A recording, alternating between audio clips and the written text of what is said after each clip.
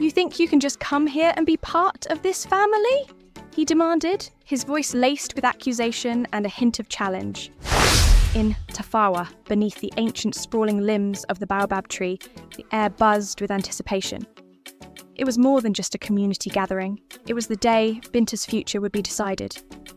Villagers in colourful attire chatted excitedly, but the mood in Binta's family was markedly subdued. Her father, Musa, stood stoic and silent, his face a mask of worry and pride. As the village elder announced, "This year's scholarship to the prestigious city university is awarded to Binta." The crowd erupted in cheers. Binta's heart soared with joy, but her excitement quickly dimmed as she caught the cool, unenthusiastic claps from her family. Her mother, Fatou, forced a smile, her eyes not quite meeting Binta's. At the celebratory feast, the air was thick with roasted meats and laughter, yet, at Binta's family table, the mood was sombre. "You must remain who you are, Binta, no matter where you go." Her father's voice cut through the festivities, a stern reminder amidst the celebration. Later, under the cover of night, Binta overheard her siblings' bitter whispers from the shadows of their modest home. "She'll forget us," Amina hissed, resentment lacing her tone. "She'll become one of them, too good for her own family," Jide added, his voice low and harsh. Tears stung Binta's eyes as she lay in bed, the weight of her family's expectations and their fears of abandonment pressing down on her.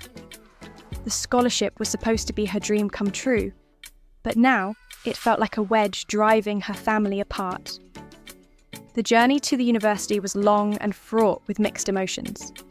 Binta's mind replayed her family's reluctant goodbyes, each cool embrace chilling her heart further. Arriving at the bustling campus, the stark contrast between her village and this new world was overwhelming. She was introduced to her roommate Sarah, whose bright and welcoming demeanour was a small comfort in the sea of strangeness. Binta threw herself into her studies with determination, her early successes in class bringing a sense of validation. Yet, every achievement reminded her of the widening gap between her and her family. Calls home were strained. Her parents seemed distant, their conversations stilted and fraught with unspoken accusations. One evening, feeling particularly isolated, Binta confided in Sarah. "Back home, they think I'm going to change. Forget where I came from," she shared, her voice thick with worry. Sarah's response was gentle but straightforward. "Maybe you will change, Binta, but that doesn't mean you'll forget your roots. Growth and change can be powerful if you control them, not fear them." Encouraged by Sarah's words, Binta resolved to bridge the gap between her past and her potential future, determined to forge a path that respected both. Midway through the semester, Binta met Samuel at a study group. His keen intellect and gentle humour were a balm to her weary heart. As their friendship blossomed into something deeper, Binta felt herself drawn to him in ways that frightened yet exhilarated her. One crisp autumn evening, as they walked through the university park, Samuel stopped, taking her hands in his. "Binta, I don't know what the future holds," he began, his eyes earnest, "but I know I want you in mine. Whatever challenges we face, I want us to face them together." Binta's heart raced. Here was a chance at happiness, but also a potential new source of conflict with her family. Despite her fears, she whispered back, "Yes, Samuel, together." Introducing Samuel to her family over a video call, however, did not go as planned. Her mother's polite but cool demeanour and her father's outright suspicion were painful to witness. "So, this is this man who might steal our daughter from us." Musa's voice was cold, his words a barely veiled accusation. Samuel, for his part, handled the introduction with grace, expressing his respect for her family and their culture. "I love your daughter, and I respect where she comes from. I am not here to take her away, but to support her in all she chooses to be," he assured them. The call ended with promises to visit, Binta feeling a mix of hope and dread about the upcoming journey home with Samuel. The weeks leading up to Binta and Samuel's visit to Tafawa were fraught with anxiety. Binta was torn between excitement to show Samuel her roots and dread over her family's reception. The village, unchanged and timeless, welcomed her back with its familiar sights and smells, but the reception from her family was frosty at best. Upon arrival, Binta introduced Samuel to each family member, hoping to bridge the world she now lived between. Her mother, Fatou, offered a tight smile and prepared a meal in their honour. Yet the warmth that once permeated her cooking seemed absent. During dinner, the air was thick with unspoken judgments, each glance and gesture heavy with implications. Jide, unable to hide his disdain, challenged Samuel openly after dinner. "So, you think you understand our Binta? You think you can just come here and be part of this family?" he demanded, his voice laced with accusation and a hint of challenge. Samuel, maintaining his composure, replied, "I'm here to learn and to understand, not to take Binta away. I respect your sister greatly, and it's clear she loves and honours where she comes from." Binta watched the exchange, her heart sinking as she saw the scepticism in her family's eyes. The evening ended with an awkward farewell, leaving Binta and Samuel to retreat to the small guest hut. Later that night, unable to sleep, Binta confessed her fears to Samuel. "Maybe this was a mistake. Maybe I can't have both my worlds." Her voice was a whisper of despair. Samuel drew her close, his voice steady in the dark. "It's not a mistake, Binta. These things take time. Your family loves you. They're just afraid of losing you." The following day, Binta attempted to reconnect with her siblings, hoping to restore some of the old camaraderie. She joined her sisters at the river, a place of childhood secrets and laughter. But the river had changed, or perhaps they had. Amina was particularly hostile, her words sharp and cutting. "You come back here with your city ways and city man, acting like you're still one of us. But you're not, Binta. You haven't been for a long time." Amina spat out, her words echoing off the water. "Stung," Binta replied, her own temper rising. "I am still me, Amina. Why can't you see that? I'm trying to make my way in the world. Why can't you be happy for me?" The argument escalated, with years of pent-up jealousy and pain pouring out. It ended with Amina storming off, leaving Binta alone by the river, her tears mingling with the flowing waters. That night at dinner, the tension reached a boiling point. Musa addressed Binta sternly in front of the entire family. "You seek to live in two worlds, but remember, Binta, not everyone can straddle such divides without falling." Before Binta could respond, Samuel stood, his voice firm yet respectful. "With all due respect, sir, I love your daughter. I am here to support her, not to divide her from her family or her roots." The room fell silent. Binta's heart raced as she looked from Samuel's earnest face to her father's stern expression. Finally, Musa nodded slowly, the barest acknowledgement of Samuel's words. The evening ended on an uneasy note, the family retiring to their respective corners of the homestead. The visit was nearing its end, and Binta felt defeated, unsure if anything had been gained from the confrontation. However, the next morning brought an unexpected ally. Her mother, Fatou, approached her while she was packing. "Your father and I talked last night," Fatou began, her voice softer, more reflective. "We've been too harsh, perhaps. It's hard for us seeing you change, fearing you'll drift away. But we see your strength, and this young man, Samuel, he speaks with respect and sincerity." Tears welled up in Binta's eyes as she listened to her mother, the first real words of understanding she had heard since her return. "Thank you, Mama. I just want to be able to love all parts of my life without losing you all." Fatou hugged her tightly. a silent acknowledgement of her struggle and her choices. Binta and Samuel left Tafawa with a mixture of relief and tentative hope. Some bridges had been burned, but others were slowly being rebuilt. As they drove away, Binta looked back at the fading outline of her village, her heart a complex tapestry of love, conflict, and longing for a harmony yet to be fully realised. As the dust of Tafawa settled behind them, Binta and Samuel drove in silence, each lost in their own reflections on the tense visit.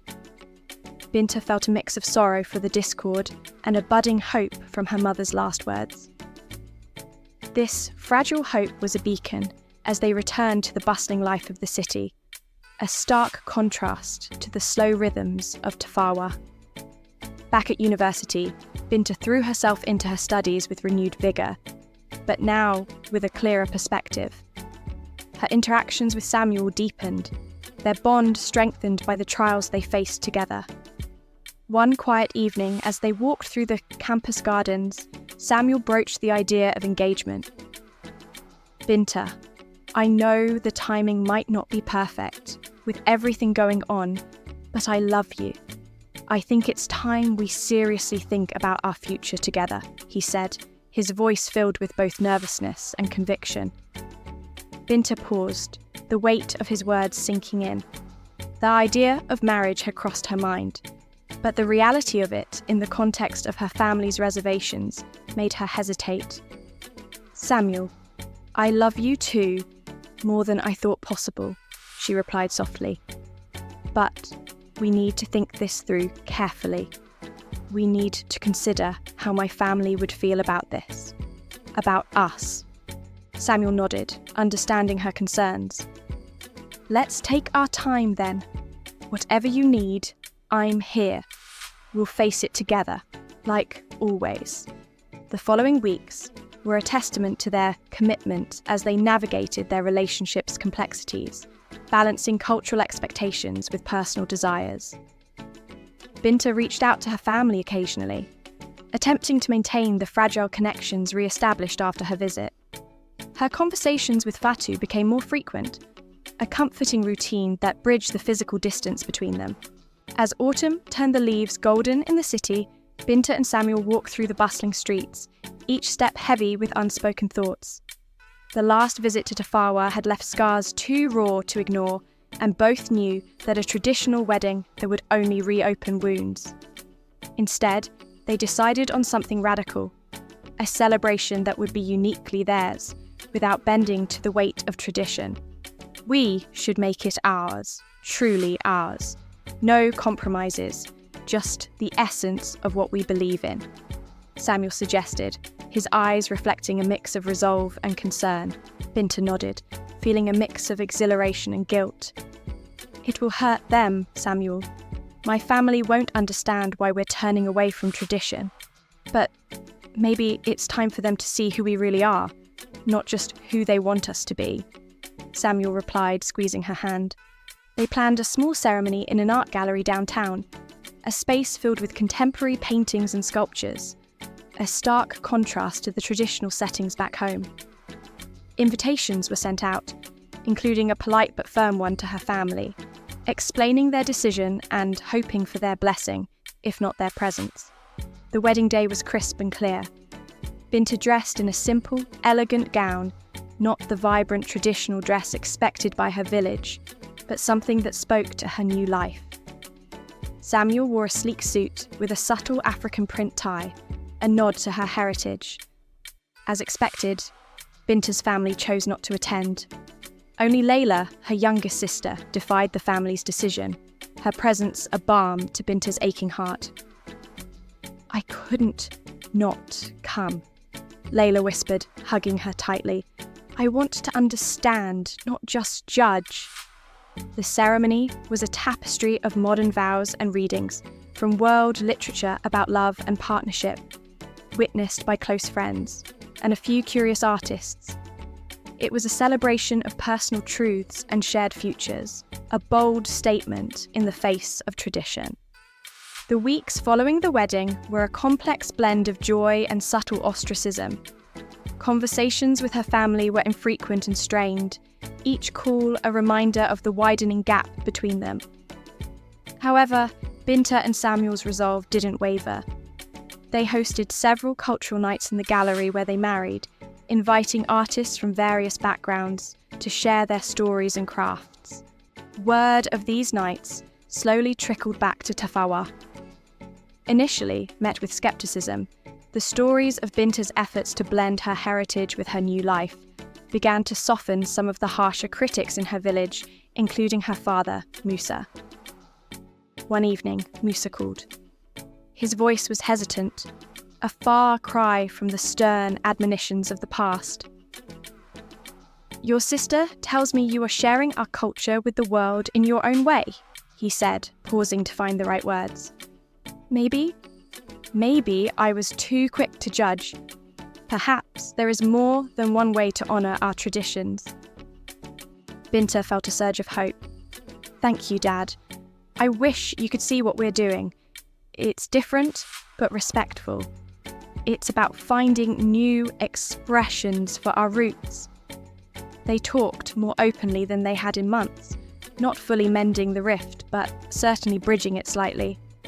Binta invited her parents to the next cultural night, not expecting them to come, but hoping they would. To Binta's surprise, Musa and Fatou arrived at the next cultural event. The gallery was vibrant, filled with music that blended African rhythms with contemporary beats, paintings that swirled with the colours of the savannah and the sharp angles of the city. Watching her parents interact with the artists, seeing their traditions reimagined in modern brushstrokes and digital prints, was a turning point for everyone. Musa's eyes, usually so stern, softened as a young painter, explained his inspiration drawn from Tafawa's landscapes. At the end of the evening, Musa approached Binta, his demeanour more open than it had been in years. "I may not understand everything, Binta, but I see the love you have for our heritage. It's different, yes, but it's also beautiful," he admitted, his voice thick with unspoken apologies. Binta hugged her parents, feeling the tentative threads of acceptance weaving around them. "It's about creating new paths on the same journey," she said, her heart lighter than it had been since she left for the city. The night ended with laughter and new understanding, a cautious yet hopeful step towards reconciling the past with the present, tradition with transformation. In the months that followed, the cultural evenings became a staple in the city's vibrant art scene, drawing a diverse crowd interested in the fusion of traditional African culture with modern expressionism. Binta and Samuel found a niche that celebrated their union of worlds, yet Binta's connection with her family remained complicated. While Musa and Fatou had shown a budding appreciation for Binta's new life, it was clear that deep-seated reservations lingered. Their visits to the city were polite and cordial, yet there was always a palpable tension, a reminder of the boundaries yet to be fully crossed. Their acceptance was conditional, hinged on public settings and structured interactions that avoided deeper emotional entanglements. Binta, aware of these limitations, struggled with a lingering sense of isolation. Despite the successes and Samuel's unwavering support, she often felt adrift between two worlds, neither fully embraced by her family nor entirely detached from her roots. The dichotomy was a silent strain on her, a quiet ache that no amount of public celebration could soothe. As Binta and Samuel's first anniversary approached, they planned a small celebration, a quiet evening with friends who had supported them through their journey. The invitation was extended to her family, more out of obligation than expectation. To her surprise, Musa and Fatou accepted. The evening was set under a crescent moon, the garden lights casting soft shadows. The gathering was intimate, the conversations light, yet Binta noticed her parents' discomfort when discussions veered too close to tales of their early struggles or plans for the future. Late in the evening, Musa pulled Binta aside. His voice was low, filled with a conflict of pride and paternal concern. "Binta, your mother and I see how happy you are, and it's more than we hoped for after everything. But," he paused, searching for the right words, But we worry. We see you moving in circles that are not our own, celebrating in ways we don't understand. We're trying, but it's hard. Binta felt a familiar pang of sadness. I know, Dad. I never expected you to change who you are. Just know that no matter where I am, I'm still your daughter. That hasn't changed, and it won't. The night ended with a promise to keep trying, to maintain the fragile links that tethered her to Tafawa. But as her parents left, Binta felt the gap between them had widened despite the smiles and polite farewells. Time moved forward, and with it Binta's life became a rhythm of contrasts. The cultural evenings flourished, becoming a symbol of her identity, a blend of her heritage and her present life with Samuel. Yet, each success in the city seemed to subtly echo the quiet discord with her family. In an attempt to bridge these divides, Binta planned a return visit to Tafawa with Samuel. The village, timeless in its rhythms, had not changed, but the perspectives of some of its residents had shifted slightly. While her sibling showed a cautious interest in her life, there were no open arms waiting for her. Conversations were polite, even warm at times, but the depth of familiar warmth she longed for remained elusive. One evening, sitting by the fire under the vast African sky, Amina confessed, "I see you trying, Binta, and part of me is proud. But another part, it's scared. Scared we've lost you to a world we can't be part of." Binta understood then that the reconciliation she hoped for might always be incomplete. The connections with her family would continue, marked by both love and an unspoken mourning for what might never be fully mended.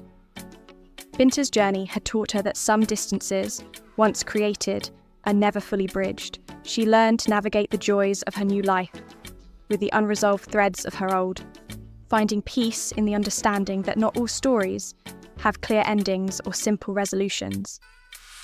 Her life with Samuel, enriched by the culture of her past and the shared experiences of their present, was a testament to the complexity of identity and belonging. While her family connections remained imperfect, they were real and enduring, a mosaic of the old and the new, the understood and the unresolvable. In Tafawa and beyond, Binta's story continued, a narrative of embracing the whole, even when the pieces did not always fit perfectly together. We hope you found Binta's story engaging. Each piece we share aims to explore the complexities of personal and cultural identities. If Binta's journey resonated with you, or if you have experiences in balancing personal ambitions with family ties, we would appreciate hearing your thoughts. Please consider subscribing to our channel if you're interested in more stories like this. Your subscription helps us bring new and meaningful content regularly. Thank you for watching, and we look forward to your insights and participation in our community.